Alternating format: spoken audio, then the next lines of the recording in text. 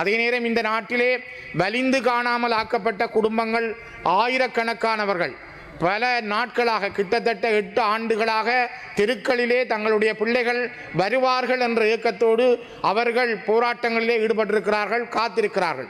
இப்பொழுதும் கூட அவர்களுடைய கிட்டத்தட்ட அந்த போராட்டத்தை நடத்திய குடும்பங்களைச் சேர்ந்த அம்மாக்கள், அப்பாக்கள் கிட்டத்தட்ட 240 பேர் இந்த யுத்தத்துக்கு பின்னர் இந்த 16 ஆண்டுகளில் இறந்திருக்கிறார்கள்.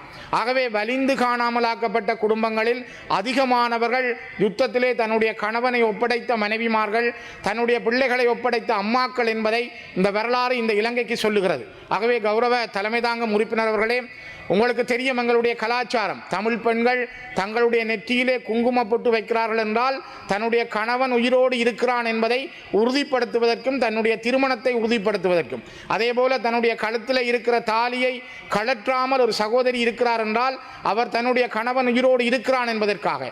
ஆகவே எங்களுடைய பெண்கள், எங்களுடைய சகோதரிகள், தமிழ் பெண்கள் இப்பொழுதும் நெற்றியிலே பொட்டை அழிக்காமல் தங்களுடைய மனங்களில் இதயங்களில் இருக்கிற தாலியை கலட்டாமல் தங்கள் குடும்பங்களுக்காக, தங்களுடைய கணவனுடைய குடும்பத்தவருடைய வருகைக்காக அவர்கள் காத்திருக்கிறார்கள். ஆகவே இவர்கள் இன்னும் என்ன நடந்தது, இவருக்கான நீதி என்ன என்பதை இந்த நாடு இன்னும் சொல்லவில்லை.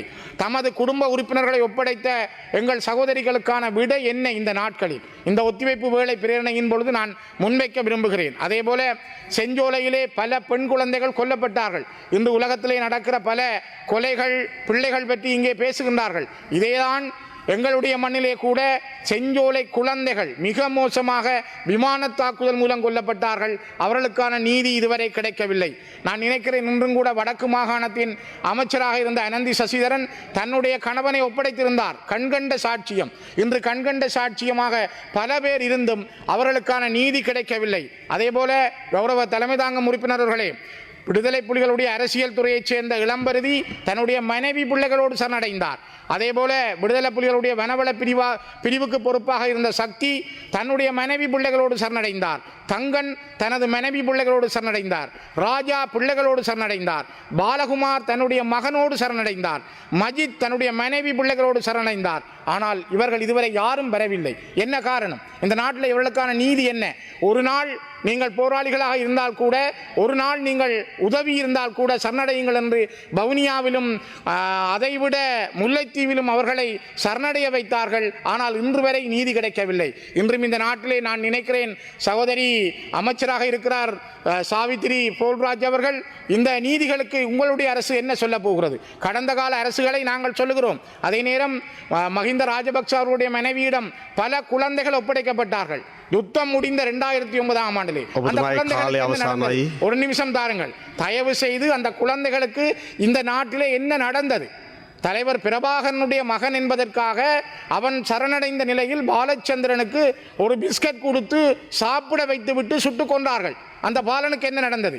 இசைப்பிரியா ஒரு ஊடகவியலாளர், அவர் சரணடைந்த பொழுது, ஊடகவியலாளராக சரணடைந்த பொழுது அவர் நிர்வாணப்படுத்தப்பட்டு அவர் சுட்டு படுகொலை செய்யப்பட்டார். இதனை சேனல் போர் மிக ஆதாரத்தோடு வெளியிட்டிருந்தது. இதற்கு என்ன நடந்தது? ஆகவே தயவு செய்து, இந்த நாட்டிலே பாதிக்கப்பட்ட ஒரு இனம் நாங்கள், யுத்த விதவைகளை வடக்கிலும் கிழக்கிலும் 90,000க்கும் மேற்பட்டவர்களை கொண்டிருக்கின்ற ஒரு தமிழ் தேசிய இனம்.